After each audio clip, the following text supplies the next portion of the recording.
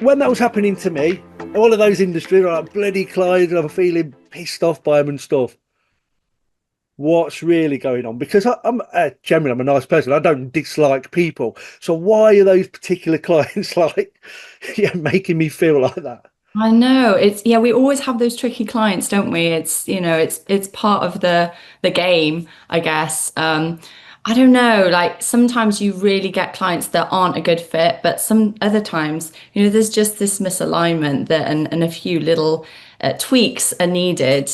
But I think ultimately, there are no bad clients, right? And I know that's a big statement, but I only think there are only misunderstood clients. So when you talk about that unconscious perception, I think that's what's really key here. It's understanding the unconscious expectations of your client. And you want to really try and surface that as much as possible so you don't get these points of friction and stickiness, which ultimately happen. We're humans at the end of the day. We're not robots just asking for specific projects to be delivered on time. We're also emotional. And so we are going to come across these little tricky moments, aren't we? Yeah, we are that bloody client moment. So, Yeah. so when I was wanting to put this on, because I have this conversation with lots of agency leaders, when is there a point where you can start to feel like that negative loop start emerging, either in Mm. the individual, then starts coming across the agency? And I guess what happens is that negative loop starts, and you end up with this us and them mindset rather than we're all in this together. It's bloody client, we're the agency or the consulting firm or whatever. When does that start? How do you spot it starting? As a leader, how do you go, right, I'm recognizing this, we need to do something about it? Yeah, it's funny, isn't it? Because you have the client's expectation and how they're interacting with the team, and but it's a dynamic, isn't it? And you have your internal team. So all you can really control as an agency leader is that internal mindset and that internal perception of that client dynamic.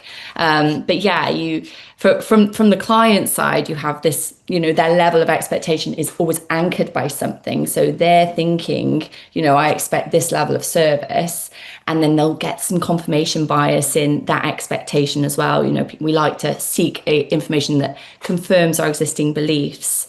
And if you do put a foot wrong, then your negativity bias can play into that as well. So they can start to go, oh, actually, this agency is really terrible on different levels. But then I guess from the internal team perspective, you can start to get a little bit annoyed about something and it can grow like a seed. So psychological patterns, it's basically bitching really, isn't it? Like Yeah, yeah. we, it's we all like a little bit of a bitch every now and then, but I always think bitching is bonding in a way, isn't it? Like, Mean Girls, like, the bully in school, who wants to stand up to the bully? It's really hard to go against the group consensus and stand up and say, hey, that let's not talk about the client in that way.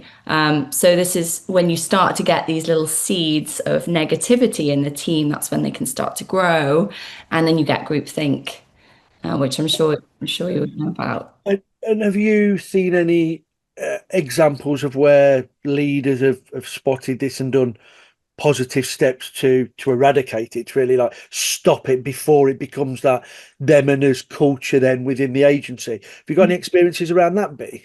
Yeah, well, there's a thing called social contagion. Like emotions are infectious, essentially. Have you ever been to a laughing workshop? No, but I do like the sound. I think you would love a laughing workshop. But emotion spreads. So yeah, I think, as people in leadership roles have the responsibility to nip it in the bud, and to almost surface it so that it becomes, a very transparent issue.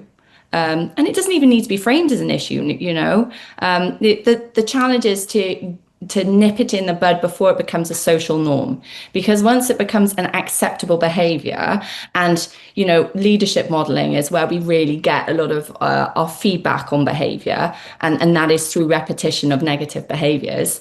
Once it becomes part of that culture, then it's really difficult to shift. But you said you worked in retail, but things like John Lewis, they say never knowingly undersold as an example of, an easy way for a brand to say, look, we are going to treat our customers with the respect and give them good value for their purchases. So that's how leaders can really start to shift the mindset internally. So bringing in that into your core values as a business and really articulating that as well as externally, like John Lewis do. Yeah. Other brands are available. Probably should say that, but also bringing it internally as well. So you're getting those values across your team. That's what's acceptable and what isn't acceptable. Yeah, and it's also like, you're in this boat together, right? And not only as a team, but also a team with the client. And so I think it's about, if you change the frame, I always say change the frame, change the game.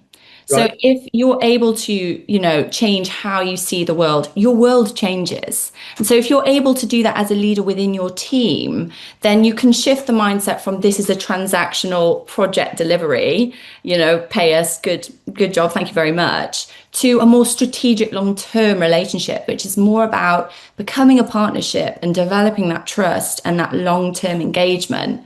I think, that it's all about really a mindset shift. And there are strategies in which you can try and do that to embed it in the team, but it is very cultural. So it is a tricky thing.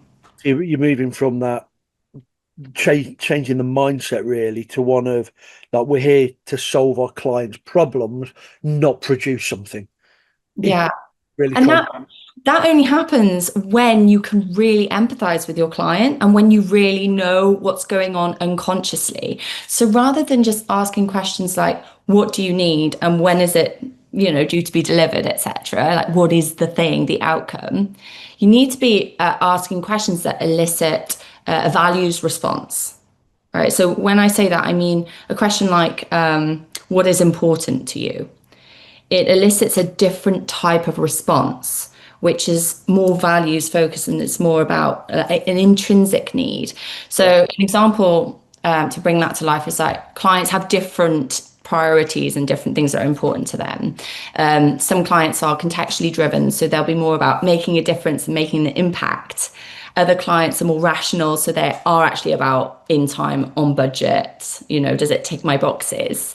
And then other clients are more emotionally driven. So their psychological drivers are things like trust and openness and transparency, and they'll value that over the other things. So as leaders, we can empathize and empathy map our clients to really understand, okay, what do we need? And it's our responsibility to understand what do they really value and what do they really appreciate.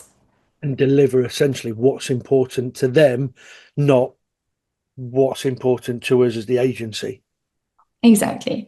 Because we all have deliverables, don't we? But essentially, and of course we productize our offering, but the more we can take a consultative approach and really understand our clients, the more we're working on their team. That makes sense. Mm. You there's two sides of this that I see where that challenging client comes. The first side is the often the relationship between the account team and the client themselves. So that happens. But I also see you can have a situation where you're my client B, I'm the account director, me and you go in a house on fire. Right. I'm loving it. But you work for a tech business, okay? So the work you're giving me, and guess what? I'm loving the revenue I'm getting from you, B. You can Yeah. throw MPOs in every month, I'll take them. And then I go across to my creative director, and I'm like, happy as you like. So I've got another PO from B for a load of stuff. And I get this. This is boring. This work is boring. So if I'm there like, B's amazing, I've got a great relationship, she's throwing me all these PO, and more importantly, we're making good revenue and decent profit from B. But I've got a part of my team that the work is, this is boring. Yeah.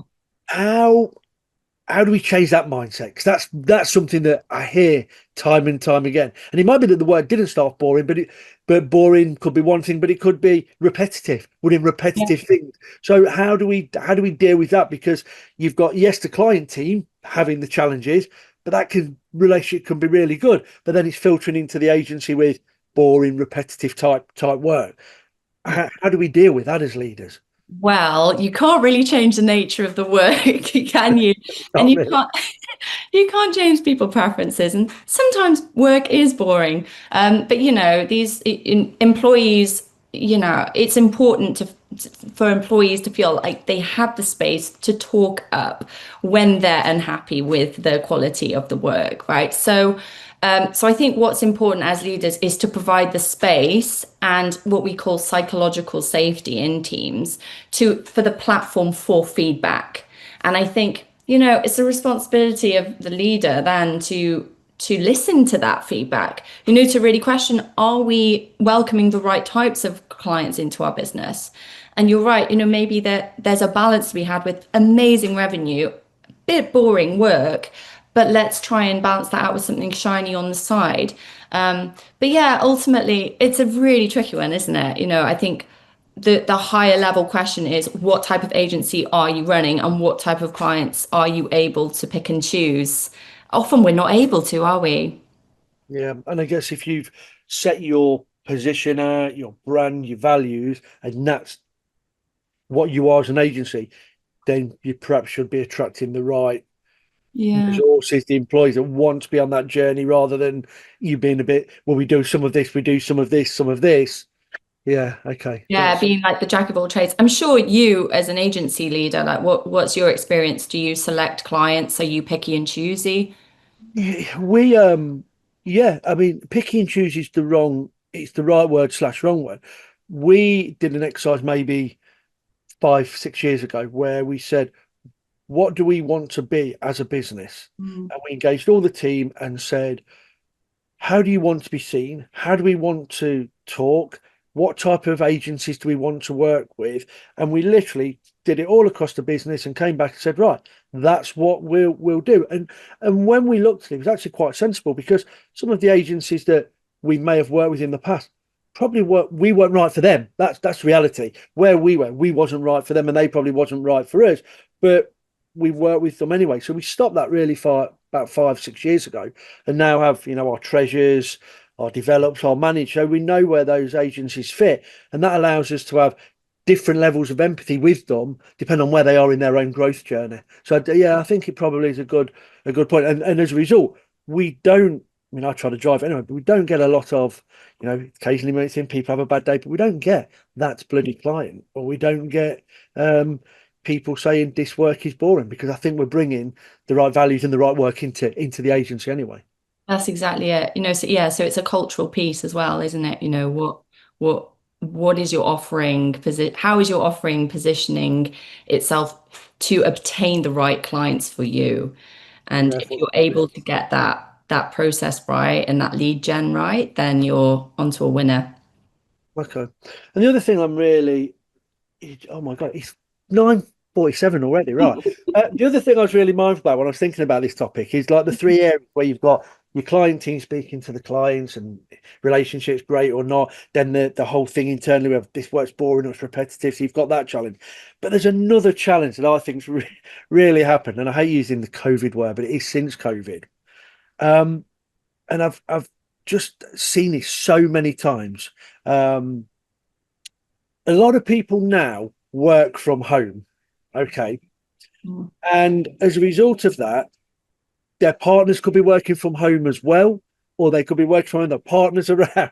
What I've identified, and this is from like, during COVID when I had all my, my son was working there and stuff, is you can't help listening into someone's conversation that's with a client that's got nothing to do with you or your business.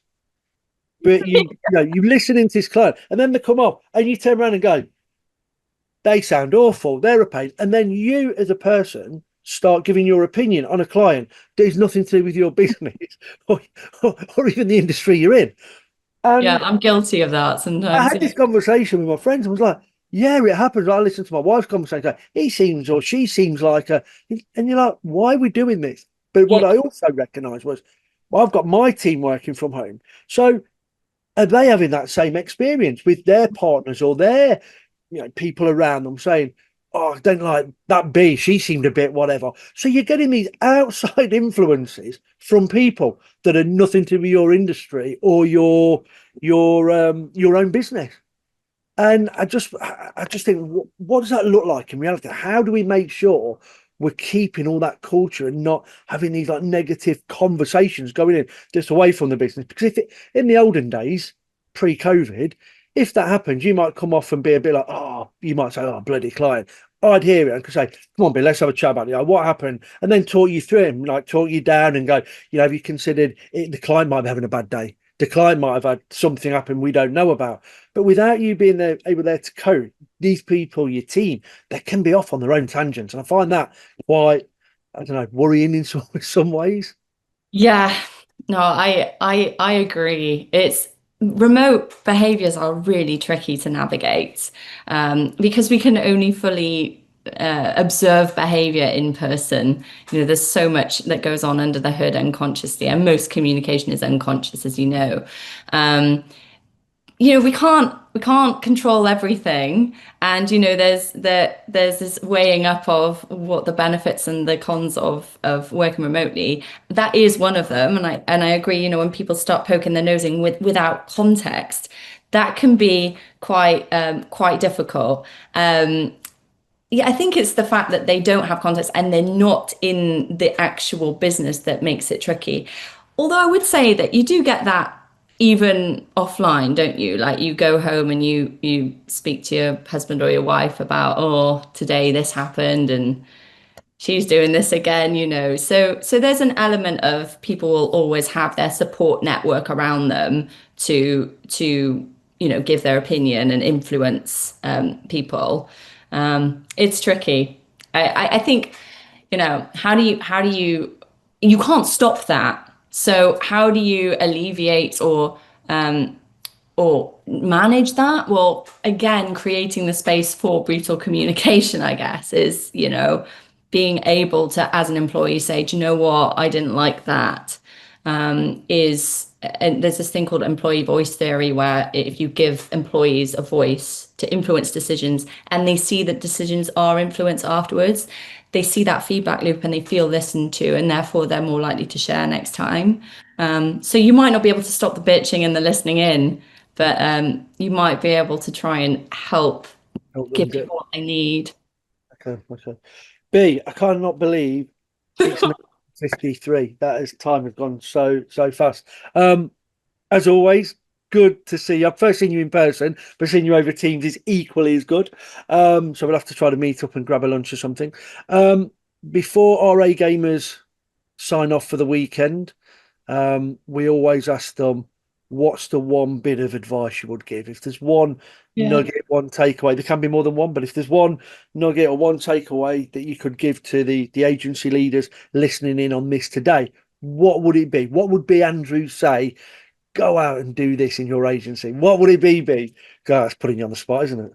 Um, I think based on our conversation, just remembering that every client is human. So there's not a good client or a bad client. Everyone is different.